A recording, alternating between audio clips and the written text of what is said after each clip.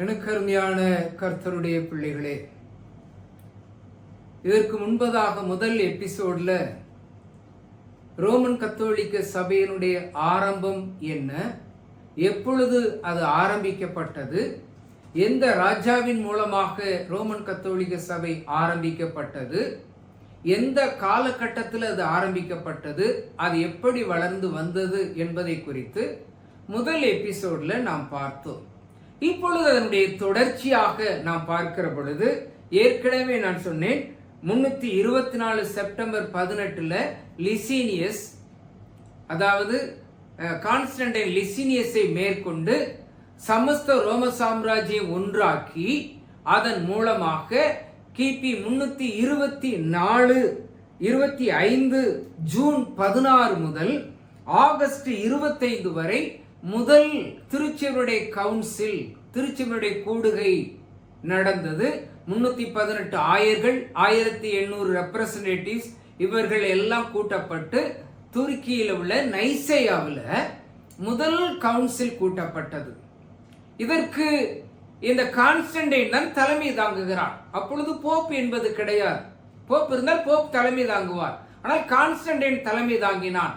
அந்த கூடுகையில் தான், முதல் கூடுகையில தான் முதலாக விசுவாச பிரமாணம் கொண்டு வரப்பட்டது. அந்த விசுவாச பிரமாணத்தில் தான் முதலாக பிதா, குமாரன், பரிசுத்த ஆவி என்ற திரியேக தேவனுடைய நாமமானது முதலாக கொண்டு வரப்படுகிறது. அதுதான் முதல் விசுவாச பிரமாணம். இதை நைசையன் கிரீட் என்று சொல்லுவார்கள். அந்த விசுவாச பிரமாணத்தை இன்றைக்கு அதனாலதான் ஒன்லி ஜீசஸ் போன்ற கூட்டங்கள் எல்லாம் இது கான்ஸ்டன்டைன் கொண்டு வந்தது என்று அவர்கள் மறுதளிக்கிறதுனால இதனுடைய வரலாற்று உண்மை என்ன என்பதை தெரிந்து கொள்வதற்காக இது உங்களுக்கு சொல்லுகிறேன். ஆனால் வேதத்திலே மூவர் தேவனை குறித்த அநேக வசனங்கள் இருக்கிறது. இதை இப்பொழுது நாம் பார்க்கிறதற்கு நேரம் கிடையாது. தொடர்ச்சியாக 330க்கு பிறகு ஏற்கனவே நான் சொன்னேன், துருக்கியில் உள்ள கான்ஸ்டாண்டினோபிள் என்ற ஒரு பட்டணத்தை கட்டி அந்த பட்டணத்தை மையமாக வைத்து கீழை திருச்சபை, ரோமாபுரியை மையமாக வைத்து ரோம், அதாவது மேலை திருச்சபை என்று சொல்லி 2 திருச்சபைகளானது அன்றைக்கு அந்த காலகட்டத்தில் அவர்கள் மையமாக வைத்து அதை திருச்சபை உருவாக்கி வந்தார்கள்.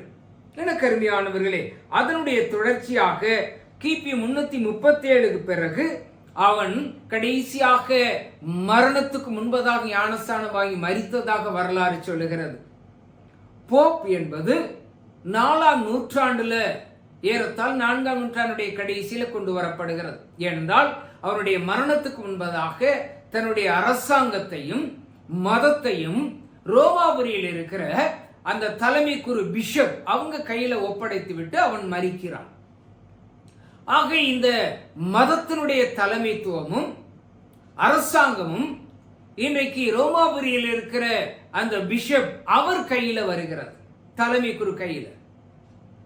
பின்னால இந்த பிஷப்களுக்குள்ளாக, குருக்களுக்குள்ளாக, அதாவது யார் தலைவன் என்ற பிரச்சனை வந்தவுடனே ரோமாபுரியில் இருக்கிற அந்த தலைமை குரு பிஷப் அவர் அரசாங்கம் ஒரு கையில இருந்ததுனால, அதிகாரம் கையில் இருந்ததுனால அவர் தன்னையே முடிசூட்டி, தான் தான் எல்லாருக்கும் தலைவன் என்று முடிசூட்டி ஒரு பெயரை கொடுக்கிறார், போப்.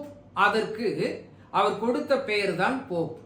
போப் என்றால் எல்லாருக்கும் தந்தை என்ற அர்த்தம். இதற்கு முன்பதாக ஒரு காரியத்தை உங்கள் முன்னால் வைக்க விரும்புகிறேன்.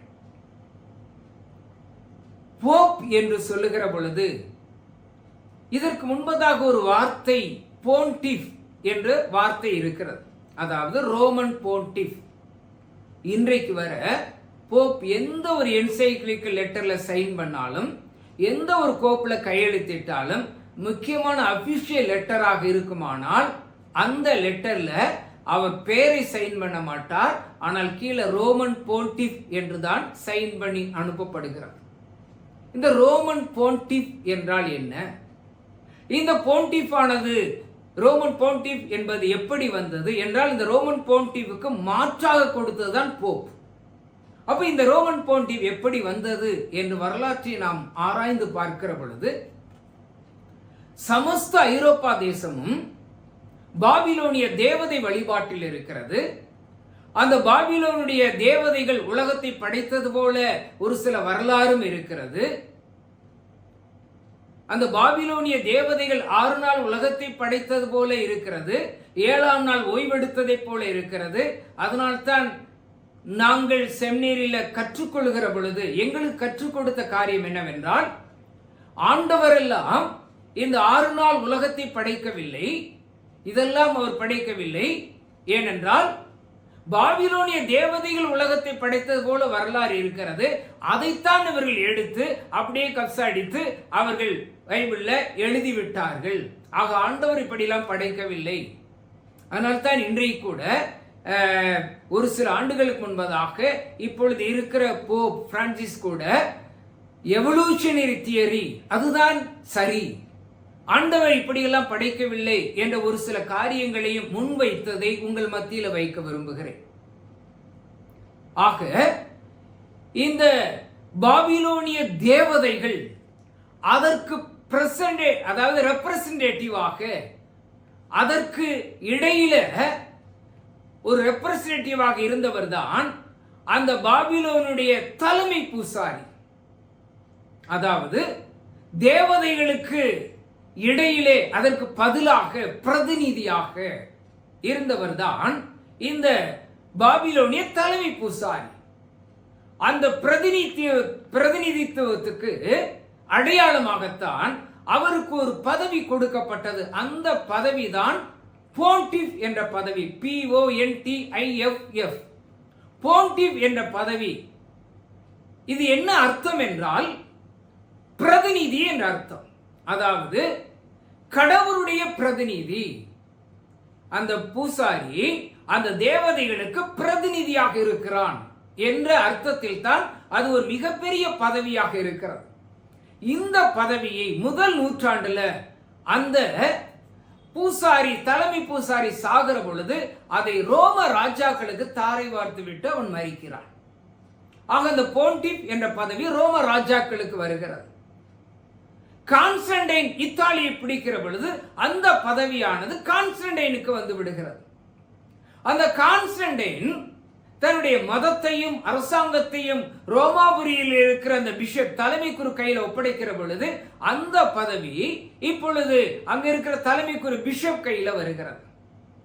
ஆக அந்த போன்டிஃப் என்ற பதவி வேறு ஒன்றுமல்ல, கடவுளுடைய பிரதிநிதி. அந்த போன்டிஃப் என்ற பதவிதான் இன்றைக்கு வரை ரோமாபுரியில் இருக்கிற அந்த போப்புக்கு கொடுக்கப்பட்டிருக்கிறது. அந்த பதவிக்கு மாற்றாக கொடுத்ததுதான் போப் என்ற பட்டம். ஆனாலும் இன்றைக்கு வர போப் ரோமன் போன்டிஃப் என்றுதான் அவர் சைன் பண்ணுகிறதை நாம் பார்க்கிறோம். இந்த போன்டிஃப் என்றால் என்ன என்பதை நான் கடைசியில உங்கள் மத்தியில் வைக்க விரும்புகிறேன். என்றால் இது மிக மிக முக்கியமான ஒரு காரியமாக இருக்கிறது. அதையெல்லாம் நாம் விலாவாரியாக நாம் பார்க்க போகிறோம். அதற்கடுத்து 8ஆம் நூற்றாண்டில் தான் முதலாக சிலை வழிபாடு உள்ளே நுழைகிறது. அந்த சிலை வழிபாட்டை குறித்து வருகிற பொழுது நான் இதை தெளிவாக உங்கள் மத்தியிலே வைக்க விரும்புகிறேன். என்றால் எந்த ராஜாக்களினால் இது தடை செய்யப்பட்டது, எந்த ராணிகளினால் இது ப்ரமோட் பண்ணப்பட்டது, இதெல்லாம் சரித்திரத்தின்படி நான் உங்கள் மத்தியிலே வைக்க போகிறேன். என்றால் இவையெல்லாம் பாரம்பரியங்களாக 12ஆம் நூற்றாண்டுல குழந்தை ஞானஸ்தானம் உருவானது, சட்டப்பூர்வமாக வந்தது. அதுவும் இன்றைக்கு பாரம்பரியமாக உள்ளே நுழைந்து கொண்டது. அதன் பிறகு 12ஆம் நூற்றாண்டுக்கு பிறகு குருக்கள், ஆயர்கள் எல்லாருமே திருமணம் செய்யக்கூடாது, போர் யாருமே திருமணம் செய்யக்கூடாது என்ற ஒரு சட்டமானது 12ஆம் நூற்றாண்டுக்கு பிறகு திருச்சபையில் வந்தது. அதுவும் இன்றைக்கு பாரம்பரியமாக வந்து கொண்டிருக்கிறது. இன்றைக்கு ரோமன் கத்தோலிக்கத்தை மாத்திரமல்ல, இன்னைக்கு அதாவது ஒரு சில அபிக்குரிய சபை என்று சொல்லுகிற CPM அதாவது TPM இன்னைக்கு அதையும் பற்றி கொண்டிருக்கிறது. இவையெல்லாம் பாரம்பரியங்களாக மாத்திரமல்ல, மரியாளுடைய காரியங்கள் அநேக பாரம்பரியமாக உள்ளே நுழைந்து விட்டது. இயேசு பரிசுத்தர் என்றால் மரியாள் ஜென்ம பாவமே இல்லாமல் பிறந்தவர்கள். இயேசு மரித்து உயிர்த்து காட்சி கொடுத்தார் என்றால் மரியாளும் காட்சி கொடுத்தார்கள். இயேசு பரலோகத்துக்கு எடுத்துக்கொள்ளப்பட்டார் என்றால் மரியாளும் பரலோகத்துக்கு எடுத்துக்கொள்ளப்பட்டார்கள். இப்படி அநேக பிரகடனங்கள் உருவாக்கப்பட்டு திருச்சியில வரலாற்றில் மரியாதை குறித்து சொல்லுகிற பொழுது அதெல்லாம் நாம் வரிசையாக நாம் பார்க்க போகிறோம். இந்த பிரகடனங்கள் எல்லாவற்றையும் 1950 அன்றைக்கு கூடிய, அதாவது இறையியலார், கத்தோலிக்க திருச்சபையில் கூடிய இறையியலார் எல்லாரும் ஒன்று கூடி ஒரு உபதேசமாக கொண்டு வருகிறார்கள். அந்த உபதேசத்தில் என்ன சொல்லுகிறார் என்றால், இந்த இயேசு கிறிஸ்துவினுடைய இடமே மங்கி போய்விட்டது, அதனால இயேசு எங்க இருக்கிறார் என்பதை அறியாமல் போய்விட்டது, அதனால மரியாளுடைய எல்லா பிரகடனங்களை எடுத்துவிட்டு மரியாள் ஒரு ஒப்பற்ற சீடர் என்பதை அன்றைக்கு கொண்டு வந்தார்கள். ஆனால் இன்றைக்கு வர அது ஏட்டிலே தான் இருக்கிறதே ஒழிய அது வெளிச்சத்துக்கு வரவில்லை.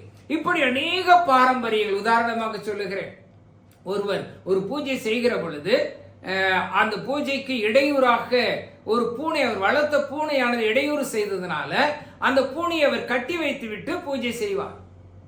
ஒவ்வொரு முறையும் பூஜை செய்கிற பொழுது அந்த பூனை இடையூறு செய்யும் என்று அதை கட்டி வைத்து பூஜை செய்வாராம். ஒரு நாள் அவரும் மரித்து விட்டார், அவர் வளர்த்த பூனையும் மரித்து போய்விட்டது. அதன் பிறகு தொடர்ந்து பூஜை செய்தவர்கள் ஒரு பூனையை வாங்கி வந்து அதை கட்டி வைத்து விட்டு அந்த பூஜையை தொடர்ந்தார்களாம். ஏன் என்று கேட்டதற்கு, இதற்கு முன்னால் இருந்தவர் அதை செய்தார், அதனால நாங்களும் செய்கிறோம். இதுதான் பாரம்பரியம். இதெல்லாம் மனுஷனுடைய கற்பனை, மனுஷனுடைய அதாவது கற்பனைகளை இன்னைக்கு உபதேசங்களாக நீங்கள் கொண்டு வந்து தேவனுடைய வார்த்தையை அவமாக்கி போட்டீர்களே என்று ஆண்டவர் மத்தேயு 15:9 மார்க் 7:7 வாசித்து பாருங்கள். வேதனைப்படுகிறார். இந்த மனிதனுடைய கற்பனைகள் மனிதன் மூலமாக கொண்டு வரப்பட்டது. வேதத்தில் இதுக்கு ஆதாரம் இல்லை, வேதத்தில் எந்த ஆதாரமும் இல்லை.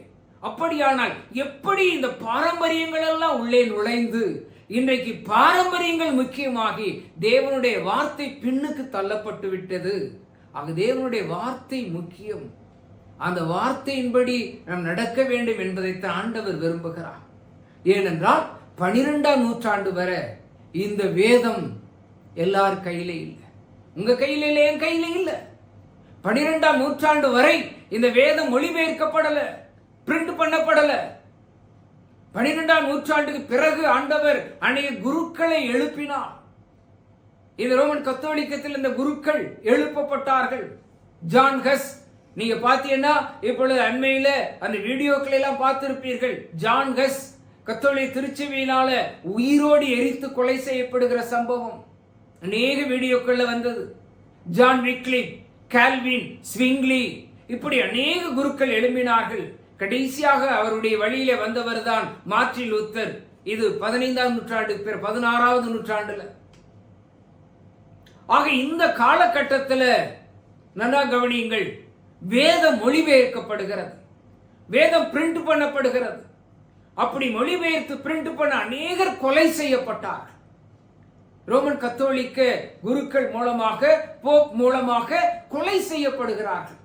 அதையும் மீறி வெளியே வேதம் பிரிண்ட் பண்ணப்பட்டு வெளியிலே வந்தது. அப்படி பிரிண்ட் பண்ணப்பட்டு வேதம் வெளியில வந்ததுனால நல்லா கவனியுங்கள், இந்த வேதம் தான் முக்கியம், இந்த வேதமே வெளிச்சம், வேதம் தான் நமக்கு சத்தியம் என்று சொல்லி இந்த வேதத்துக்கு முக்கியப்படுத்தும்படியாகத்தான் 1517ஆம் வருஷம் அக்டோபர் மாதத்துல மார்ட்டின் லூத்தர் எழும்பி அவர் இருந்த அந்த ஜெர்மனியில விட்டன்பெர்க் என்ற ஆலயத்துல 95 தீசிஸை எழுதி ஓட்டுகிறார். அதாவது வேதம் முக்கியம், வேதத்தின்படிதான் வாழ வேண்டும். மனுஷன் வேதத்தினால், அதாவது விசுவாசத்தினால் நீதிமான் பிழைக்கிறான். வேதம் வெளிச்சம் என்று சொல்லி அநேக காரியங்கள் அதிலே சொல்லப்பட்டு இந்த வேதத்துக்கு விரோதமான எல்லா காரியங்களும் அகற்றப்பட வேண்டும் என்று சொல்லி அவர் அதிலிருந்து வெளியே வருகிறார். அப்பொழுது அவர் வெளியேற்றப்படுகிறார். அதன் பிறகு அவர் மூலமாக அவரை பின்பற்றி வந்தவர்கள் பின்னாளில் அது லூத்தரன் சபையாக மாறுகிறது. கிபி 1534 இங்கிலாந்துல 8ஆம் ஹென்றி என்பவர் அன்றைக்கு ஆரம்பித்ததுதான் சர்ச் ஆஃப் இங்கிலாந்து. அதன் பின்னால ஆங்கிலிக்கன் சபை என்று சொல்லி இன்றைக்கு வரைக்கும் இருக்கிறது, தி சர்ச் ஆஃப் இங்கிலாந்து. அதன் பிறகு அநேக சபைகள் ஆரம்பிக்கிறது. இதை வரலாற்றிலே நாம் பார்க்கிறோம். ஆனாலும் முக்கியமான ஒரு காரியம், எனக்கு அருமையான கர்த்தருடைய பிள்ளைகளே, இந்த போப் என்ற காரியம் இது நீங்கள் பார்த்தீர்கள் என்றால் விகாரிஸ் ஃபீலே தெய் என்ற வார்த்தையை நான் உங்கள் மத்தியில் ஏற்கனவே சொல்லி இருக்கிறேன். இந்த விகாரிஸ் ஃபீலே தெய் என்றால் இந்த போப் இவர் கடவுளுடைய பிரதிநிதி, இதான் அர்த்தம். இது பாபிலோனிய தலைமை பூசாரியுடைய பதவி. இது எப்படி ரோமாபுரிக்கு இந்த ரோமன் கத்தோலிக்க குருக்கள் மத்தியில இது வந்தது என்பதை குறித்து நாம் ஏற்கனவே உங்கள் மத்தியில இதற்கு முன்பதாக உங்கள் மத்தியில சொல்லி இருக்கிறேன். அங்க இந்த விகாரிஸ் ஃபீலே தெய் நீங்கள் நெட்ல போய் பாருங்கள். போப்புடைய தொப்பியை நீங்கள் அடித்து பார்த்தீர்கள் என்றால் அதுல 3 லேயர் இருக்கும். பழைய தொப்பியில 3 லேயர். அதுல முதல்ல விகாரிஸ் என்ற வார்த்தை, இரண்டாவது ஃபீலே, மூன்றாவது தெய். தேய்ஸ்னா காட், விக்கர்னா பிரதிநிதின்னு அர்த்தம். விகாரிஸ் ஃபீலே தெய் என்றால் இவர் கடவுளுடைய பிரதிநிதி என்பதுதான் அர்த்தம்.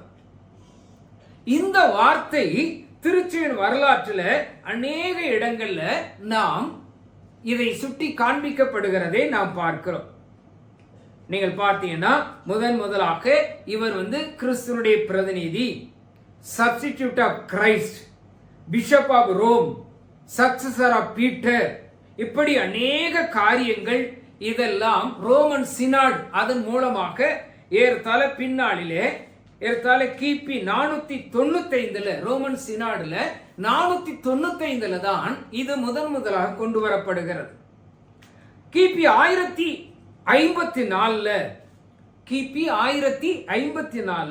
விகாரிஸ் ஃபீலே தெய் என்பது அதிகாரப்பூர்வமாக சட்டப்பூர்வமாக கடிதங்களிலே அது குறிப்பிடப்படுகிறதை நாம் பார்க்கிறோம்.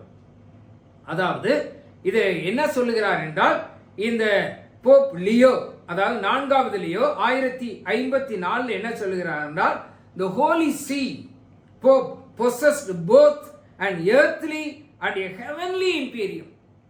அதாவது இந்த போப்புக்கு என்ன அதிகாரம் என்றால், இந்த பூமியிலும் சரி பரலோகத்திலும் சரி வானளாவிய அதிகாரம். அந்த அதிகாரத்தை யாரும் மாற்ற முடியாது, அவ்வளவு அதிகாரம் படைத்தவர்.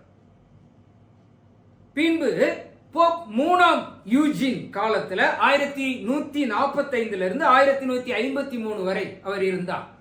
அதாவது 3வது யூஜின் அவர் காலத்துல தான் இவை எல்லாமே நடைமுறைக்கு கொண்டு வரப்படுகிறது.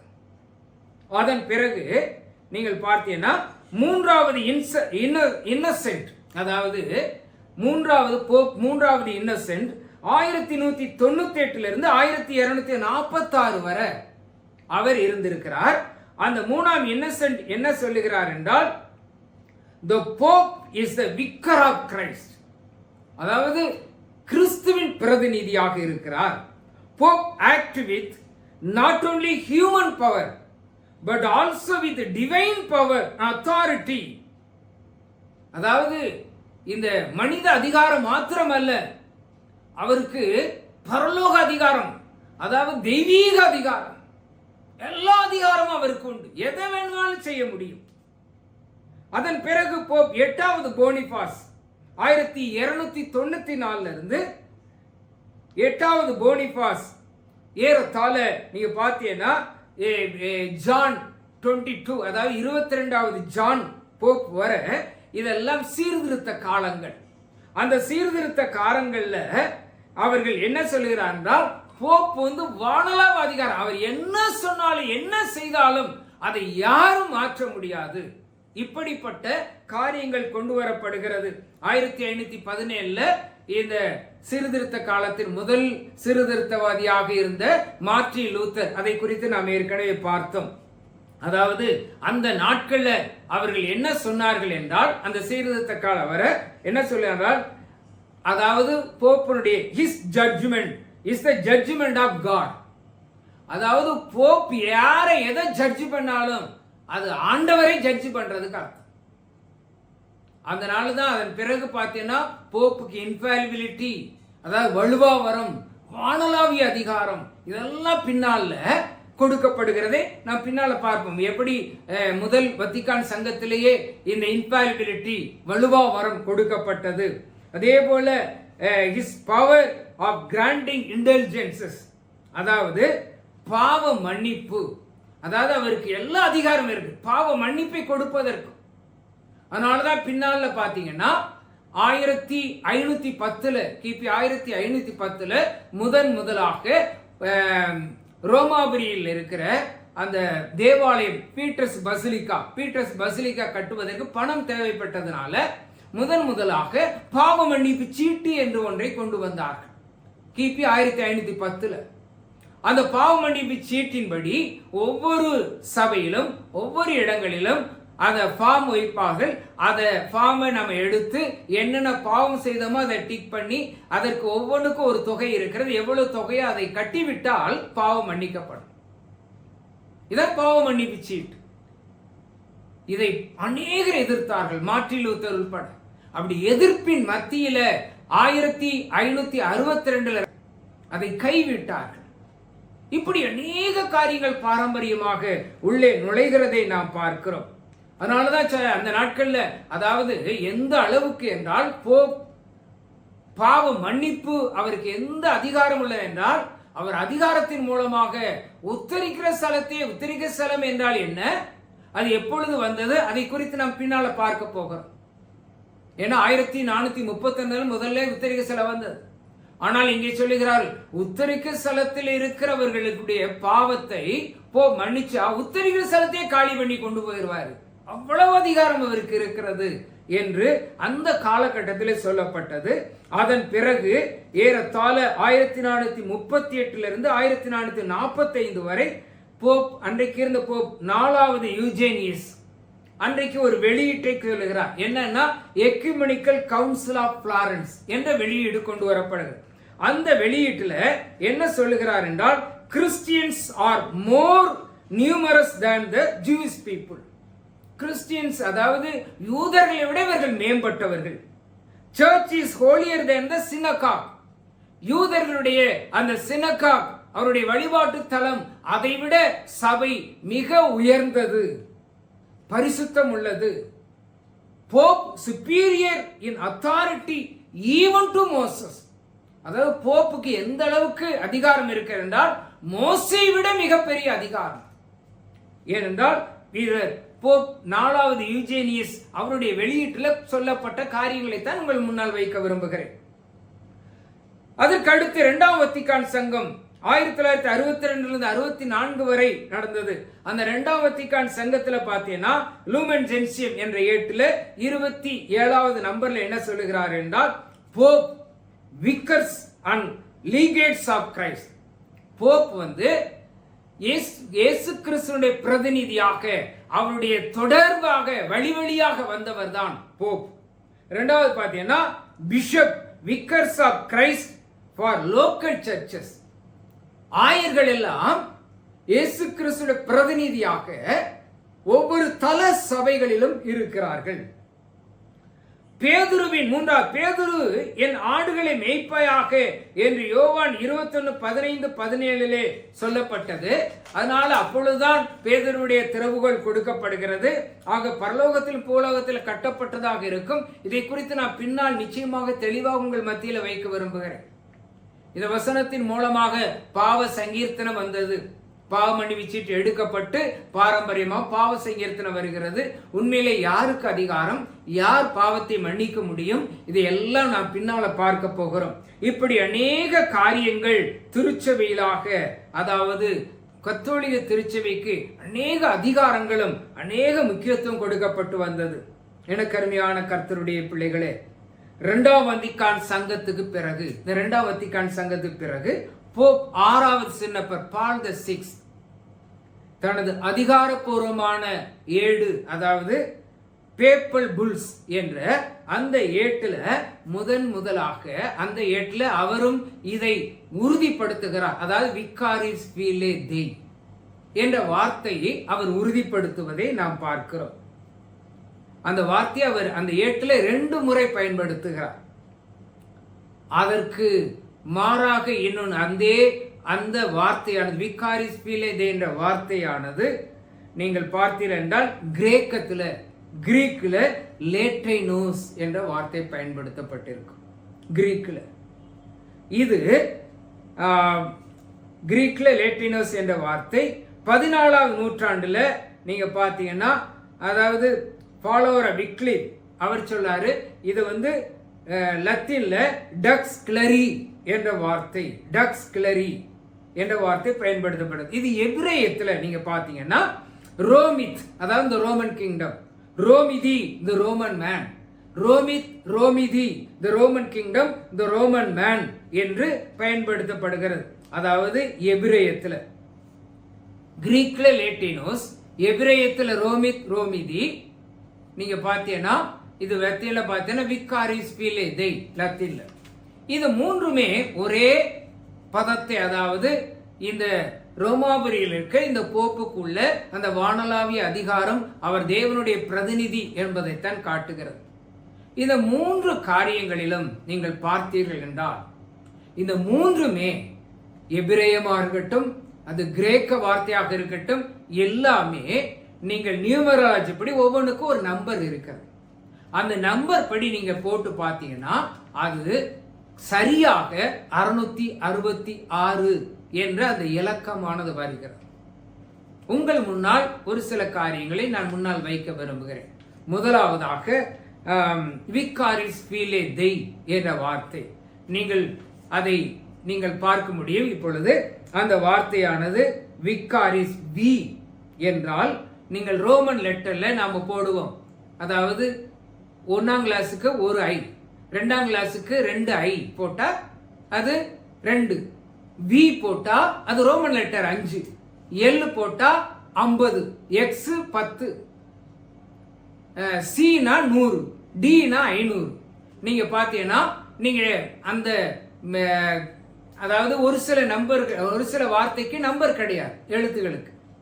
இப்ப வி பாத்தீங்கன்னா 5, ஐ 1, சி 100, ஏ 0, அதுக்கு நம்பர் கிடையாது.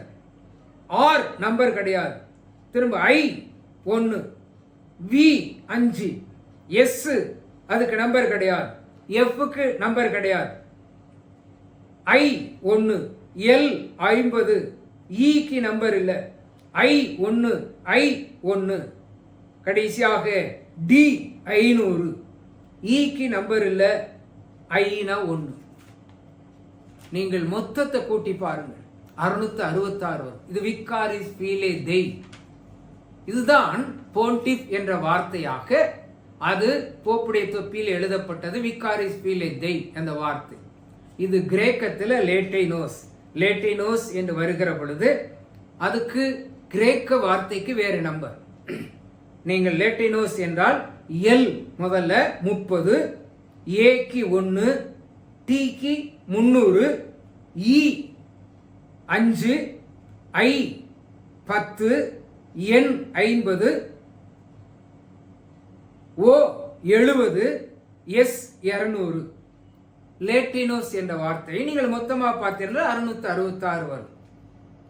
அதே போல ரோமிதி கிரேக்கத்துல நீங்க பாத்தீங்கன்னா தெளிவாக இருக்கிறது. ஆர் 200, ஓ 6, அதாவது ஓ 6, எம் 40, ஐ 10, ஐ 10, டி 400, மொத்தம் 666 வரும். எனக்கு அருமையானவர்களே, இது எல்லாம் எப்படி வேதத்துல இருக்கிற 666 குறித்து வெளிப்படுத்தின விசேஷம் 13ஆம் அதிகாரத்துல சொல்லப்பட்டதே அது மனிதனுடைய இலக்கம் என்று சொல்லி, அந்த மனிதனுடைய இலக்கமாகிய 666 எப்படி இது பாபிலோனிய தலைமை பூசாரிக்கு இருந்த பதவி, இது முதல் நூற்றாண்டிலேயே இன்றைக்கு அந்த பாபிலோன்கிறது பழைய ஈராக். இன்னைக்கு அந்த பாபிலோன் என்ற வேசி சொல்லப்பட்டதை வேதத்தில் வெளிப்படுத்தின விசேஷத்துல பாபிலோன் என்ற வேசி என்று இன்றைக்கு அவள் அங்கே இல்லை. அவ என்ன ஆனால் அவள் எப்பொழுது முதல் நூற்றாண்டில் ரோமாபுரிக்கு வந்து இது எப்படியெல்லாம் மாறி மாறி வழி வழியாக இது வந்து கொண்டிருக்கிறது என்பதைத்தான் எனக்கு அருமையான கர்த்தருடைய பிள்ளைகளே இன்றைக்கு உங்கள் முன்னால் வைக்க விரும்புகிறேன். வேதம் சத்தியம், ஒரு நாளும் மாறாது. வேதம் சத்தியம், ஒரு நாளும் மாறாது. சத்தியத்திற்கு சாட்சி கொடுக்கவே வந்தேன் என்று ஆண்டவர் சொல்லுகிறார். அந்த சத்திய வசனம் என்ன சொல்லுகிறது? சத்தியத்தின்படி நாம் நடக்கிறோமா? அதான் முக்கியம். வேதத்தின்படி நாம் நடக்கிறோமா என்பதுதான் முக்கியம். இன்னும் அநேக காரியங்களை நாம் பார்க்க போகிறோம். வெளிப்படுத்தின விசேஷம் 17ஆம் அதிகாரத்தில், முதல் நூற்றாண்டில் எழுதப்பட்ட வேதத்தில், 4வது நூற்றாண்டில் எழுதப்பட்ட கொண்டு வரப்பட்ட ஆரம்பிக்கப்பட்ட இந்த ரோமன் கத்தோலிக்கத்தை குறித்து என்னவெல்லாம் சொல்லப்பட்டிருக்கிறது, இன்னும் என்னவெல்லாம் அந்த ரோமன் கத்தோலிக்கத்திலே வந்து கொண்டிருக்கிறது, எல்லாவற்றையும் தெளிவாக வேத ஆதாரத்தோடும் வரலாற்றினுடைய ஆதாரத்தோடும் திருச்சிவனுடைய ஆதாரத்தோடும் இன்னும் பார்த்தீங்கன்னா எல்லாவற்றையும் திருச்சிவனுடைய உபதேசங்கள், அவருடைய டாக்டரின் நம்பரை கோட் பண்ணி எல்லாவற்றையும் உங்கள் முன்னால் வைக்க விரும்புகிறேன். இதெல்லாம் அறிந்து கொள்ள வேண்டும் என்றால் என்னுடைய புஸ்தகங்கள், ஒருவேளை நீங்கள் தேவைப்பட்ட என்னுடைய புஸ்தகங்கள் இருக்கிறது. முதலாவது எழுதிய புஸ்தகம் ஒரு கத்தோலிக்க குருவின் அனுபவ சாட்சியும் அடிப்படை சத்தியங்கள். இதில் எல்லா காரியமும் தெளிவாக எழுதி இருக்கிறேன். எப்படி என் ஆண்டவர் என்னை வெளியில கொண்டு வந்தார், எப்படி எனக்கு எல்லாவற்றையும் கற்றுக் கொடுத்தார் என்பதை இதில் எழுதி இருக்கிறேன். மாத்திரமல்ல, அண்மையிலே எழுதிய புஸ்தகம் கத்தோலிக்க மதம் பற்றிய உண்மைகளும் சத்திய வேதம். கத்தோலிக்க மதம் பற்றிய உண்மைகளும் சத்திய வேதம். இதுல தெளிவாக எல்லா காரியத்தையும் நான் எழுதி இருக்கிறேன். ரோமன் கத்தோலிக்கத்தினுடைய உபதேசங்கள், அவருடைய டாக்டரின் நம்பரோட கோட் பண்ணி என்ன எழுதப்பட்டிருக்கிறது, அதை குறித்து வேதம் என்ன சொல்லுகிறது, எது உண்மை எது சத்தியம், இதெல்லாம் நாம் அறிந்து கொள்ள வேண்டும் என்பது தேவனுடைய சித்தம். இன்றைக்கு உங்கள் முன்னால் நான் இதை வைக்க விரும்புகிறேன். யாரை கொண்டு எதை வேண்டுமானாலும் செய்ய முடியும். யார் மூலமோ ஆண்டவர் எதை செய்ய முடியும். ஒன்றுமே படிப்பறிவில்லாத அப்போஸ்தலர்கள் அவர்களை கொண்டு உலகத்தை கலக்கவில்லையா? எனக்கு அருமையானவர்களே, இந்த வேதம் என்ன சொல்லுகிறது? இந்த வேதம் சத்தியம். இந்த வேதம் கடைசி வரை நிலைத்து நிற்க போகிறது. அந்த வேதத்தை அறிந்து கொள்ளுங்கள், வேதத்தை உணருங்கள், வேதத்தின்படி வாழுங்கள், வேதத்துக்கு சாட்சியா நில்லுங்கள். இந்த வேதமே உங்களை கடைசி நாள்ல நியாயம் தீர்க்க போகிறது என்பதை நாம் அறிந்து எச்சரிக்கையாக இருப்போம். கர்த்தருடைய கரம் உங்கள் அனைவரோடு கூட இருந்து உங்களை ஆசீர்வதித்து சத்தியத்தின் பாதையில் உங்களை வழி நடத்துவாராக. ஆமேன், ஆமேன்.